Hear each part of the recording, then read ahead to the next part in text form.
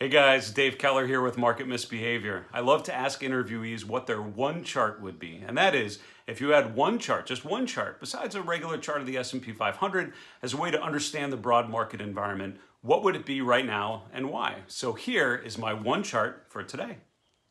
Okay, so today's chart is the utilities sector, and then we're using the sector spider XLU.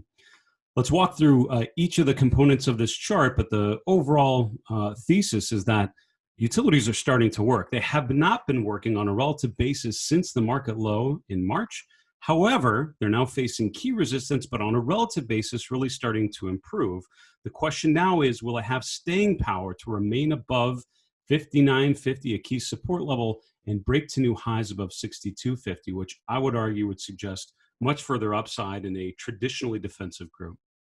Starting at the top of the chart, we have the daily prices going back 2 years, and here we can really focus on the February to March sell-off. The XLU topped out right around $70 a share, and by March 23rd, when all was said and done, it hit a low right at $43 a share, right about.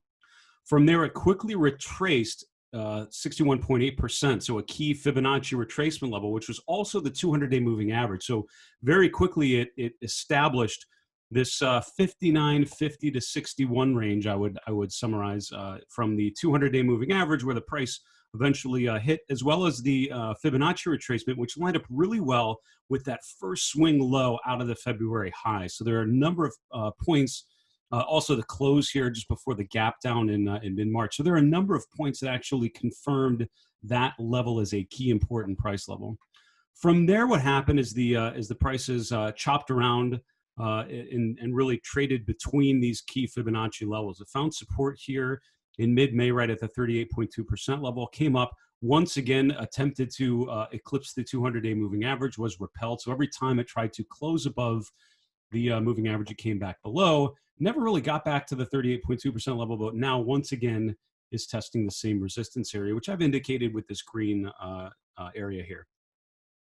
The question now is, will it be able to remain above support, right? Remain in this range, this resistance range. So, step one, can it close above the 200-day moving average? Today, it actually did. So step two is we'll be able to follow through. And I think that's a key takeaway on this chart. What we've been missing every time that the XLU has faced its 200-day is follow through. And I often would say, when you have a breakout above a resistance level, when you close through a resistance level, it's always important to see confirmation or a follow through day. And what that means is you continue on, you have some sort of continued momentum suggesting that buyers weren't just pushing it to that level. Buyers are willing to push the price above that resistance level. So we did not get that in April. It sort of failed at the 200-day. We did not get that in early June when it broke above the 200-day and again sort of came back down.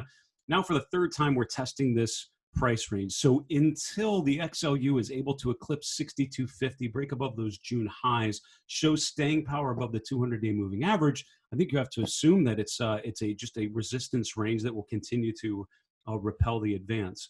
If and when it breaks down back through that 200-day and sort of breaks down through support at the 61.8% line, that's around 59.50 or so, I think that would suggest some further internal weakness. Let's look further down on the chart and we'll see some other important takeaways.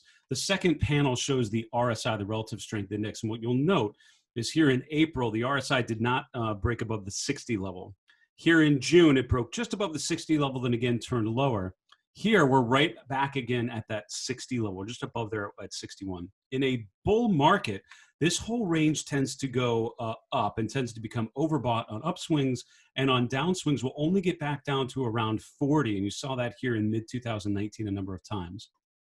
In a downtrend, in more of a bearish phase, it'll become oversold in a down move, and it won't really often get above 60. That'll be sort of the upper boundary for the RSI. So where the range is for the RSI, a lot of times will tell you about the overall characteristics, the underlying characteristics of the trend.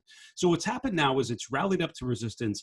The RSI is right about at 60, which is sort of the line in the sand differentiating a bear market rally versus a further upside or potential for further upside. So a breakout with increasing momentum would certainly sort of validate or qualify potential for further upside.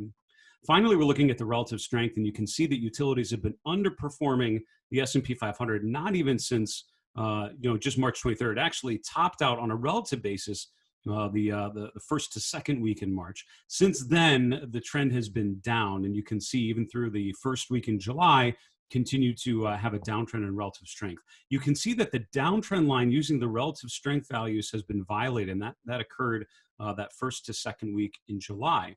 Since then, we now sort of have had a distribution phase of a downtrend, a consolidation phase of a sideways move, and now arguably we're starting to turn higher. And I think a break above resistance with improving RSI and improving relative strength would certainly suggest a high percentage probability of further upside in utilities, even getting back to those February highs around 70. The key to this utilities thesis is the yield here. So the XLU on its own yield, dividend yield about 3.2%. Look at the S&P, it's about 1.7, 1.8%. I want to say, so it's almost double the dividend yield that you would get on the S&P. And again, some parts within utilities have a higher yield and would be more have a greater income potential. So its relative strength is not just on potential for price performance. There's also a total return component because of the stronger dividend. So my one chart for today is the XLU, the utilities sector, because it's at a key resistance range. And if it's able to eclipse 6250, and it coincides with improving RSI, improving momentum, and also a continued improvement in relative strength, I think a traditional defensive sector like utilities may present good opportunity going into the fall. That's it. Thanks so much from the Market Misbehavior team, and we'll see you soon.